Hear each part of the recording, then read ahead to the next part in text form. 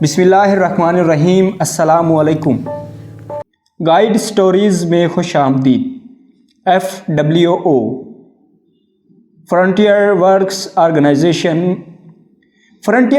Organization کے قیام کا سہرا شاہراہ قراقرم جیسے عظیم الشان منصوبے کے سر ہے،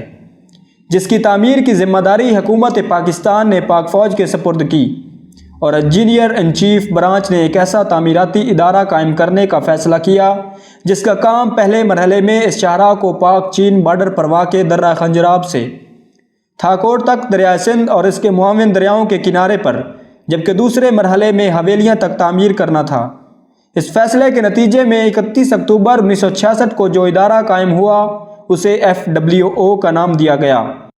12 برس کی محنت شاقہ اور 700 سے زیادہ قیمتی جانوں کی قربانی کے بعد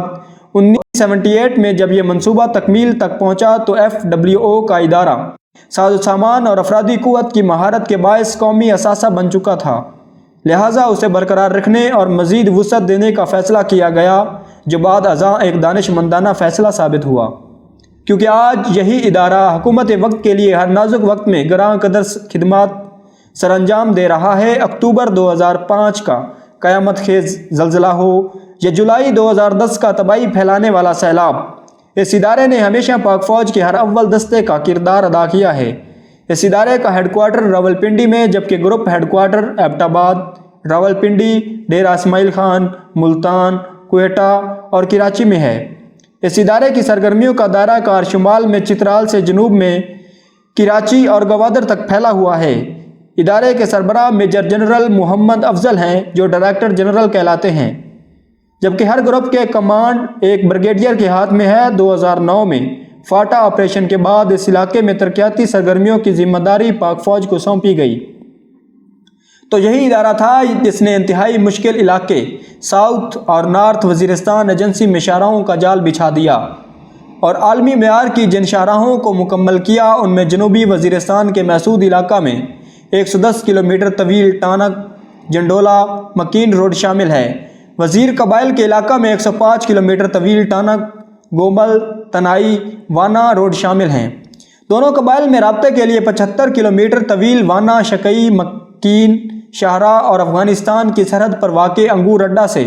وانا تک 50 کلومیٹر طویل شاہراہ کو مکمل کر کے فاٹا سیکریٹریٹ کے حوالے کیا۔ مزید برآں شمالی وزیرستان میں 82 کلومیٹر طویل بنو میران شاہ اور غلام خان شاہراہ کا 40 کلومیٹر حصہ میر علی تک مکمل ہو چکا ہے، جبکہ بقیہ شاہراہ پر کام جاری ہے۔ یہ اہم شاہراہ سینٹرل ٹریڈر کوریڈور کا سب سے اہم حصہ ہے، جو کراچی سے کابل تک تجارت میں اہم کردار ادا کرے گا۔ اسی طرح 73 کلومیٹر طویل میران شاہ رزمک مکین روڈ پر بھی کام جاری ہے، جو شمالی اور جنوبی وزیرستان کے درمیانی فاصلوں کو کم کر دے گی۔ علاوہ ازیں گومل زم ڈیم کی تکمیل FWO کا ایک ایسا کارنامہ ہے جو مدت سے تشنہ تکمیل چلا آ رہا ہے۔ جنوبی وزیرستان میں واقع اس ڈیم کے ذریعے سیلابی پانی کو روک کر نہ صرف بجلی پیدا کی جا رہی ہے، بلکہ آبپاشی کے وسیع نظام کے ذریعے ضلع ٹانک اور ڈیرہ اسماعیل خان کی بنجر زمینوں کو زیر کاشت لایا جا رہا ہے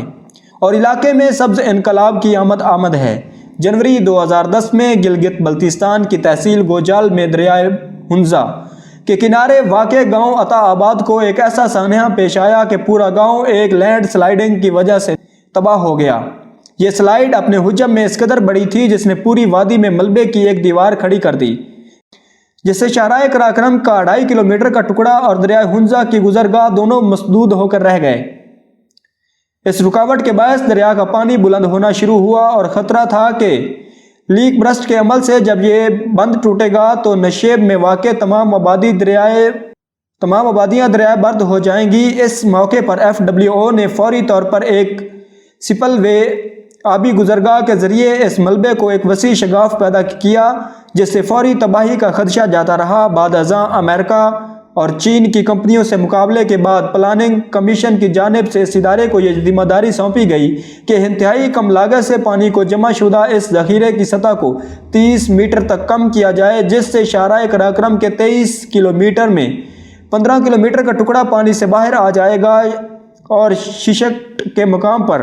زیر تعمیر پل بھی تکمیل کے بعد زیر استعمال آ سکے۔ FWO نے 4 قیمتی جانوں کی قربانی دے کر، جس میں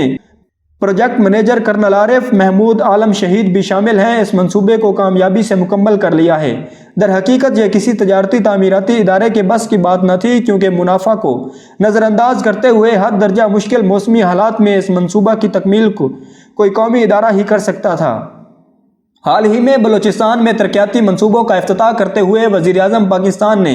اعتراف کیا ہے کہ FWO آرمی چیف کی ہدایت پر چند اہم شاہراہوں پر کام کر رہا ہے، جس کے پس منظر میں منافع کمانا نہیں بلکہ ملک کی خدمت کا جذبہ کار فرما ہے۔ ان شاہراہوں میں گوادر تربت ہوشاب موٹر وے، M8 Surab Panjgur Hoshab national highway وے 85، کلات کوئٹہ چمن نیشنل ہائی وے 25، واگم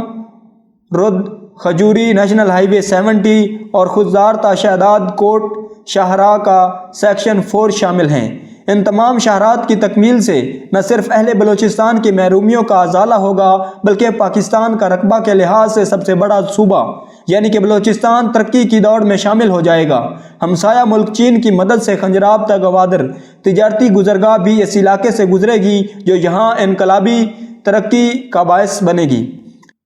وقت کے ساتھ ساتھ FWO یعنی کہ فرنٹیئر ورکس آرگنائزیشن ایک کثیر الجہتی ادارہ بن چکا ہے۔ اس کے قابل ذکر اور قومی سطح کے